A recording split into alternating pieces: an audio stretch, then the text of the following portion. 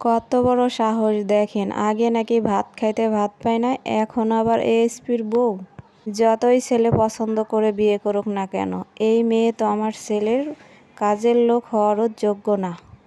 মেয়ে গরিব, মেয়ের বাপের বাড়ি গরিব, মেয়ের 14 গোষ্ঠী সুদ্ধা গরিব। আমার তো কখনোই এইরকম গরিব মেয়ের সাথে ছেলেকে বিয়ে করানো ইচ্ছা ছিল না। তারপরেও ছেলে অনেক রিকোয়েস্ট করার পরে আমি রাজি হয়েছি।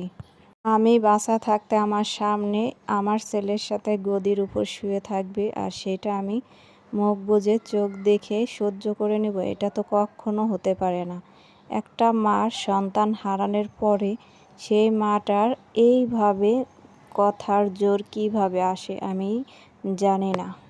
আমাদের সমাজে অনেক মেয়ে মানুষ এইরকম জ্বালায় ভুক্তভোগী, হাজারো মেয়ে মানুষ। কিছুটা আমারও আছে এর ভিতরে। আমি দেখে আমার ওই পুরনো কথাগুলো অনেকটাই মনে পড়ে গেছে, আর খুবই কষ্ট লাগছে যে আজকে হয়তোবা এই বোনের স্বামী পৃথিবীতে চলে গেছে, তাই বোনটা মুখ খুলেছে।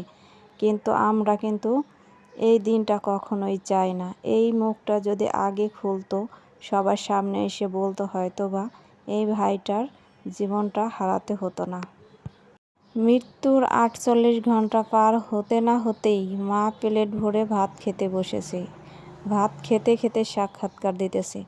কোনোভাবে কি বোঝা যাইতেছে আসলে ছেলে হারানোর যে কষ্ট ওইটা উনি উপভোগ করতেছে না? ছেলের বউ তার সাথে কি করছে, ছেলের বউর সাথে কি করছে, সেই ক্ষোভ এখন তুলে ধরার কি সময়? আমার কাছে তো এই সময় মনে হইতেছে ওনার বেহুশ হয়ে থাকার কথা ছিল। কিন্তু লাল পাড়ের শাড়ি পরে সাজুগুজু করে তারপরে চলে আসছে উনি সাক্ষাৎকার দিতে। হায় রে মা, এরকম মা যেন কারো ঘরে না থাকে। এত আদরের সন্তান কারো পালতে হবে না, কারণ এত আদরের সন্তান পেলে লাস্টে যদি অকালে চলে যেতে হয় তাহলে এরকম আদরের দরকার নেই। প্রথমে যখন ছেলে মারা যাওয়ার পরে সাক্ষাৎকার দিছে, তখন আমরা গোটা বাংলার জাতি ওনার প্রতি হুমড়ি খেয়ে পড়েছি। আসলে উনি কী টর্চারিং ভিতরে ছিল।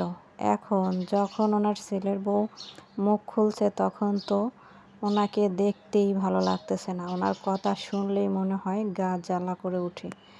উনি যেহেতু মিডিয়াতে এসে এরকমভাবে কথা বলতে পারে, তাহলে ঘরের ভিতরে এই মহিলা আরেকটা মহিলার সাথে কি করতে পারে আর কি না করেছে।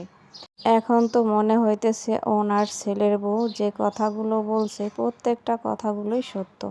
আর সত্য মনে হবেই বা না কেন, এই পজিশন ফেস করতে হয় প্রত্যেকটা মেয়ে মানুষের। হাজারের ভিতর 99% মেয়ে মানুষ বিয়ের পরে এই পজিশন ফেস করে।